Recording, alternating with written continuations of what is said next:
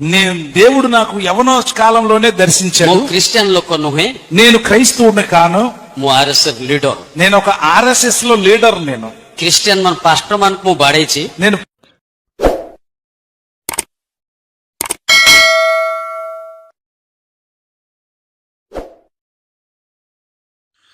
प्रभु जीशु ख्रीष्टଙ୍କ ନାମରେ ଆପଣମାନଙ୍କୁ ପ୍ରେମର ନମସ୍କାର ଜଣାଏ। ମଞ୍ଜିତ ଡବଲ ଚ୍ୟାନେଲ ତରଫରୁ ଆପଣମାନଙ୍କୁ ସ୍ୱାଗତ। ଆସନ୍ତୁ ଆଜି ଆମମାନେ ଜଣେ ଆର୍ଏସ୍ଏସ୍ ଲିଡର ଯିଏକି ମୁଖିଆ ଥିଲେ, ଆଉ ସେମାନଙ୍କ ବିଷୟରେ ଆମେ ଚିନ୍ତା କରିବା, କିଛି ଆମେ ଭାବିବା, କିଛି ଆମେ ତାଙ୍କ ବିଷୟରେ ଆମେ ଜାଣିବା। ତ ଏଠାରେ ଏହି ଭିଡ଼ିଓ କ୍ଲିପ୍ରେ ଆପଣମାନେ ଦେଖିପାରିଲେ ଯେ ଜଣେ ଆର୍ଏସ୍ଏସ୍ର ଲିଡର ସେ ନିଜେ କହୁଛନ୍ତି, ମୁଁ ଜଣେ ଆର୍ଏସ୍ଏସ୍ର ଲିଡର, ଆଉ ମୁଁ ଖ୍ରୀଷ୍ଟିଆନ ଲୋକମାନଙ୍କୁ ବାଡ଼େଇଛି, ମୁଁ ଖ୍ରୀଷ୍ଟିଆନ ଲୋକମାନଙ୍କୁ ମୁଁ ଦଣ୍ଡ ଦେଇଛି, ମୁଁ ସେମାନଙ୍କୁ ଅତ୍ୟାଚାର କରିଛି, ମୁଁ ସେମାନଙ୍କୁ କଷ୍ଟ ଦେଇଛି ବୋଲି ସେ କହୁଛନ୍ତି। ନିଜ ମୁଖରେ ସେ ପ୍ରକାଶ କରୁଛନ୍ତି। ତ ଆପଣମାନେ ଦେଖିପାରୁଛନ୍ତି ଏଠାରେ, ଆଉ ସେ ହିନ୍ଦୁରୁ ଖ୍ରୀଷ୍ଟିଆନ ହେଲେ, ଆର୍ଏସ୍ଏସ୍ରୁ ସେ ବର୍ତ୍ତମାନ ଆଉ ନିଜର ଜୀବନକୁ ସେ ପ୍ରଭୁଙ୍କଠାରେ ସମର୍ପଣ କରିଦେଇଅଛନ୍ତି। ସେ ପ୍ରଭୁଙ୍କଠାରେ ସମର୍ପଣ କରି ବର୍ତ୍ତମାନ ସେ ପ୍ରଚାର କରୁଛନ୍ତି। ତ ଏହିପରି ଅନେକ ଲୋକମାନେ ପ୍ରଭୁ ଯୀଶୁଙ୍କ ନାମରେ ସେମାନେ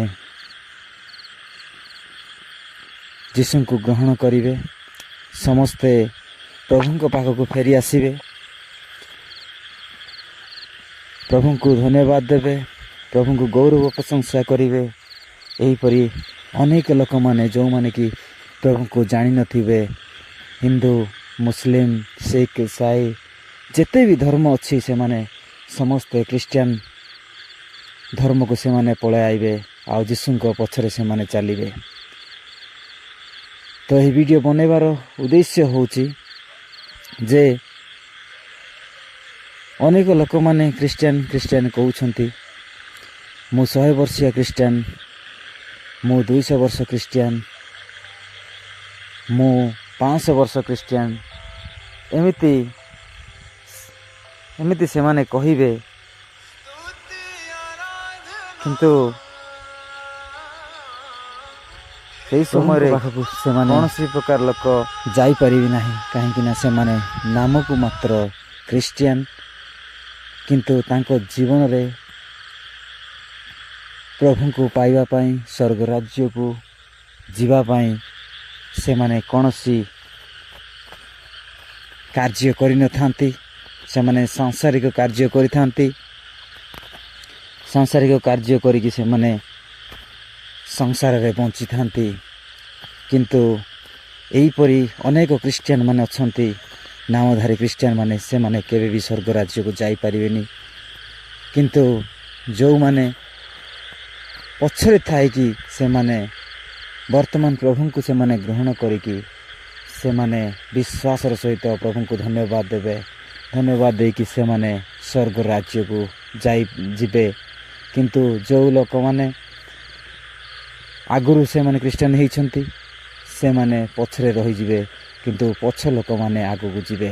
କଥାରେ ଅଛି, ଆଗ ଲୋକ ପଛ, ପଛ ଲୋକ ଆଗ ବୋଲି କଥାରେ ଅଛି। ସେହିପରି ଆଗରେ ଯେଉଁମାନେ ଖ୍ରୀଷ୍ଟିଆନ ହେଇଛନ୍ତି, ସେମାନେ ଅନେକ ଲୋକମାନେ ନରକକୁ ଚାଲିଯିବେ, କିନ୍ତୁ ପଛରେ ଯେଉଁମାନେ ପ୍ରଭୁଙ୍କୁ ଗ୍ରହଣ କରୁଛନ୍ତି, ବିଶ୍ୱାସ କରି ସେମାନେ ଆସୁଛନ୍ତି, ସେହିପରି ଲୋକମାନେ ସ୍ୱର୍ଗ ରାଜ୍ୟକୁ ଯିବେ। ତ ମୋର କହିବା ଉଦ୍ଦେଶ୍ୟ ହେଉଛି, ବର୍ତ୍ତମାନ ଆମେ ଦେଖୁଅଛୁ ଅନେକ ଲୋକମାନେ ପରସ୍ପର ବିରୁଦ୍ଧରେ କଥାବାର୍ତ୍ତା, ପରସ୍ପର ବିରୁଦ୍ଧରେ ଷଡ଼ଯନ୍ତ୍ର। ତ ଅନେକ ଲୋକମାନେ ପ୍ରଭୁଙ୍କୁ ଭୟ କରନ୍ତି ନାହିଁ। ଗ୍ରାମ ଭିତରେ, ସାହି ଭିତରେ ସମସ୍ତେ ସେମାନେ ପରସ୍ପର ମଧ୍ୟରେ ସେମାନେ କଳି କରିଥାନ୍ତି।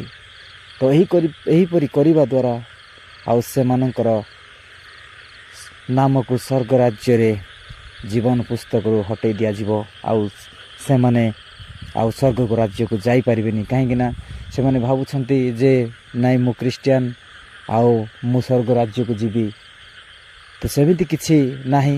ଯେଉଁ ଲୋକମାନେ ପ୍ରଭୁଙ୍କର ସେବା କରିଥାନ୍ତି, ପ୍ରଭୁଙ୍କୁ ସେବା କରି ଆସିଛନ୍ତି, ଲୋକମାନଙ୍କୁ ସାହାଯ୍ୟ କରିଛନ୍ତି, ସାହାଯ୍ୟ କରିବା ସହିତ ଭଲ କାମ କରିଛନ୍ତି, ସେହିପରି ଲୋକମାନେ ଯିବେ।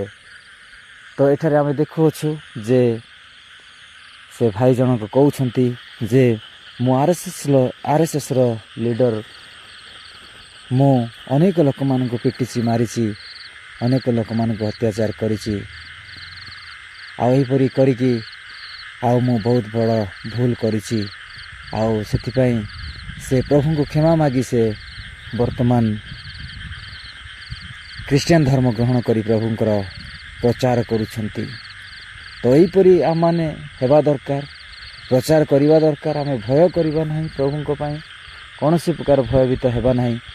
ଆମେ ପ୍ରଚାର କରି ଚାଲିବା ପ୍ରଭୁଙ୍କର ରାଜ୍ୟ ନିମନ୍ତେ, ପ୍ରଭୁଙ୍କର ସୁସମାଚାର ନିମନ୍ତେ, ପ୍ରଭୁଙ୍କ ସେବା ନିମନ୍ତେ ଆମେ ସମସ୍ତେ ପ୍ରଭୁ ଯୀଶୁଖ୍ରୀଷ୍ଟଙ୍କ ଠାରେ ଆମେ ରହିକି ଆମେ ପ୍ରଚାର କରିବା ଦରକାର, ସାକ୍ଷ୍ୟ ଦେବା ଦରକାର। ନିଶ୍ଚିତ ଭାବରେ ପ୍ରଭୁ ଆପଣମାନଙ୍କୁ ମଧ୍ୟ ଆଶୀର୍ବାଦ କରିବେ। ତ ଏହିପରି ଅନେକ ଲୋକମାନେ ପ୍ରଭୁଙ୍କ ପାଖକୁ ଫେରିବେ ଆଉ ସେମାନେ ନିଶ୍ଚିତ ଭାବରେ ଆଉ ବିଶ୍ୱାସ କରିକି ସେମାନେ ଆସିଛନ୍ତି ଆଉ ସ୍ୱର୍ଗ ରାଜ୍ୟକୁ ସେମାନେ ଯାଇପାରିବେ। କିନ୍ତୁ ଯେଉଁମାନେ ଖ୍ରୀଷ୍ଟିଆନ ହେଉଛନ୍ତି, ଆଗରୁ ଖ୍ରୀଷ୍ଟିଆନ ହେଇକି ସେମାନେ ଲୋକମାନଙ୍କୁ ଅତ୍ୟାଚାର କରନ୍ତି, ନିନ୍ଦା ଅପମାନ ତାଡ଼ନା ଦିଅନ୍ତି, ସେହିପରି ଲୋକମାନେ ସ୍ୱର୍ଗ ରାଜ୍ୟକୁ ଯାଇପାରିବେନି। ତ ମୋର କହିବା ଉଦ୍ଦେଶ୍ୟ ହେଉଛି ଆମେ ସମସ୍ତେ ଯେଉଁ ଭାଇ ଭଉଣୀମାନେ ବିଜାତିମାନେ ପ୍ରଭୁଙ୍କୁ ଜାଣିନାହାନ୍ତି, ସେମାନଙ୍କୁ ମଧ୍ୟ କହିବାକୁ ଚାହେଁ ଆପଣମାନେ ବାଇବଲ ପଢ଼ନ୍ତୁ। ପଢ଼ିଲା ପରେ ଆପଣମାନଙ୍କୁ କେମିତି ଲାଗୁଛି ଆପଣମାନେ ନିଜେ ଅନୁଭବ କରନ୍ତୁ। ଅନୁଭବ କରିକି ଆପଣମାନେ ନିଜର ମନ ପରିବର୍ତ୍ତନ କରନ୍ତୁ, ନିଜ ଜୀବନକୁ ପରିବର୍ତ୍ତନ କରନ୍ତୁ। କାହିଁକିନା ସ୍ୱର୍ଗ ରାଜ୍ୟ ଯିବା ନିତାନ୍ତ ଆବଶ୍ୟକତା ଅଛି। ସେଥିପାଇଁ ମୁଁ ସମସ୍ତଙ୍କୁ ଅନୁରୋଧ କରେ, ସମସ୍ତେ ବାଇବଲ ପଢ଼ନ୍ତୁ, ପଢ଼ିକି ଆପଣମାନେ ସତ୍ୟତାକୁ ଜାଣନ୍ତୁ। ତାହେଲେ ନିଶ୍ଚିତ ଭାବରେ ପ୍ରଭୁ ଆପଣମାନଙ୍କୁ ଆଶୀର୍ବାଦ କରିବେ। ତ ଏହିପରି ଅନେକ ଲୋକମାନେ ପ୍ରଭୁଙ୍କ ପାଖକୁ ଫେରିବେ। ଯଦି ଆମମାନଙ୍କର ବିଶ୍ୱାସ ରହିଅଛି, ଆମମାନେ ପ୍ରଭୁଙ୍କୁ ଜାଣିନଥିଲୁ, ଭୁଲ କାମ କରୁଥିଲୁ, ତାହେଲେ ପ୍ରଭୁ ଆମମାନଙ୍କୁ କ୍ଷମା ଦେଇକି ସେ ଆମମାନଙ୍କୁ ତାଙ୍କ କୋଳକୁ ନେବେ ଆଉ ତାଙ୍କର ଡେଣାରେ ସେ ଧରିବେ ଆମମାନଙ୍କୁ। ସେଥିପାଇଁ ଆମେ ସମସ୍ତେ ପ୍ରଭୁଙ୍କ ପାଖକୁ ଫେରି ଆସିବା, ଭୁଲଟିକୁ ଛାଡ଼ିକି ଆମେ ପ୍ରଭୁଙ୍କ ପାଖରେ ରହିବା। ନିଶ୍ଚିତ ପ୍ରଭୁ ଆମମାନଙ୍କୁ ଆଶୀର୍ବାଦ କରିବେ ଏବଂ ସୁରକ୍ଷିତ ଭାବରେ ରଖିବେ। ଯଦି ଆମମାନେ ତାଙ୍କ ପାଖକୁ ଆସିବା ନାହିଁ, ତାହେଲେ ସେ କୌଣସି ପ୍ରକାର ଆମମାନଙ୍କୁ ସୁରକ୍ଷିତ ରଖିବେ ନାହିଁ। ସେଥିପାଇଁ ମୁଁ କହିବାକୁ ଚାହେଁ ସମସ୍ତଙ୍କୁ, ଆପଣମାନେ ସମସ୍ତେ ପ୍ରଭୁଙ୍କ ପାଖକୁ ଫେରି ଆସନ୍ତୁ, ମନ ପରିବର୍ତ୍ତନ କରନ୍ତୁ ଏବଂ ପ୍ରଭୁଙ୍କ ପାଇଁ ସମୟ ଦିଅନ୍ତୁ। ଏତିକି କହିକି ରହୁଅଛି। ଆଉ ଗୋଟିଏ ନ୍ୟୁ ଭିଡ଼ିଓ ଆସିବା ପର୍ଯ୍ୟନ୍ତ ୱେଟ୍ କରନ୍ତୁ। ଯଦି ଭିଡ଼ିଓଟି ଭଲ ଲାଗିଲା ତାହେଲେ ଆପଣମାନେ ଲାଇକ୍ କରନ୍ତୁ, ସବସ୍କ୍ରାଇବ୍ କରନ୍ତୁ ଏବଂ ସେୟାର କରନ୍ତୁ ଏବଂ କମେଣ୍ଟ କରନ୍ତୁ। ଏତିକି କହିକି ମୁଁ ରହୁଅଛି। ନମସ୍କାର।